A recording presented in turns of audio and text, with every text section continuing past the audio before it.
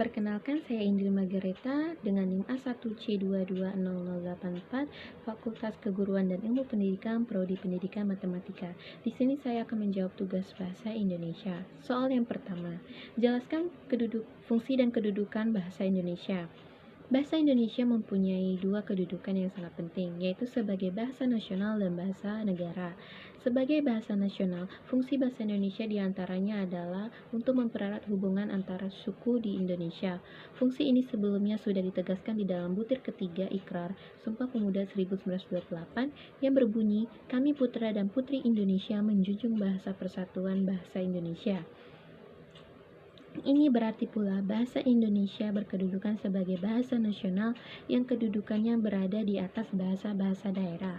Kedudukan bahasa Indonesia sebagai bahasa negara dikukuhkan sehari setelah kemerdekaan Republik Indonesia atau seiring dengan diberlakukannya Undang-Undang Dasar 1945 Bab 15 Pasal 36 Undang-Undang Dasar 1945. Dalam kedudukannya sebagai bahasa nasional, fungsi bahasa Indonesia adalah sebagai yang pertama lambang kebanggaan kebangsaan, yang kedua lambang identitas nasional, yang ketiga alat penghubung antar warga, antar daerah, dan antar budaya, yang keempat alat pengembangan kebudayaan, ilmu pengetahuan, dan teknologi. Sedangkan kedudukan bahasa Indonesia sebagai bahasa negara memiliki fungsi diantaranya yang pertama sebagai bahasa resmi kenegaraan, yang kedua bahasa pengantar dalam pendidikan, yang ketiga alat penghubung pada tingkat nasional, yang keempat alat pengembang kebudayaan, pengetahuan, dan ilmu teknologi. Soal yang kedua, jelaskan hakikat bahasa Indonesia baku.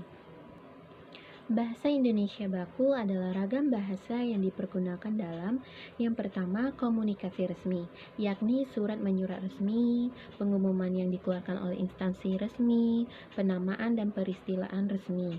Yang kedua, wacana teknis, yaitu dalam laporan resmi dan karangan ilmiah.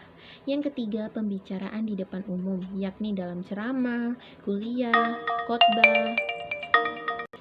Yang keempat, pembicaraan dengan orang yang dihormati, yakni orang yang lebih tua, lebih tinggi status sosialnya, dan orang yang baru dikenal.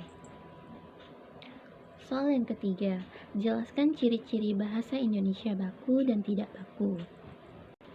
1. Ciri-ciri kata baku. Bentuknya tetap dan tidak mudah berubah. 2. Tidak terpengaruh bahasa asing ataupun daerah. 3. Penggunaan sesuai konteks dalam kalimat dan biasanya bukan bahasa yang digunakan percakapan sehari-hari. 4. Memiliki arti yang pasti, tidak rancu, dan tidak berlebihan. 2. Ciri-ciri kata tidak baku. Yang pertama, umumnya digunakan dalam percakapan sehari-hari. Yang kedua, dipengaruhi oleh bahasa daerah dan asing. Yang ketiga, dipengaruhi oleh zaman.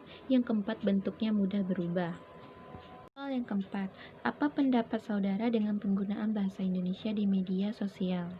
Menurut saya, penggunaan bahasa Indonesia di media sosial itu sudah terkontaminasi dengan bahasa asing, bahasa populer, bahasa daerah.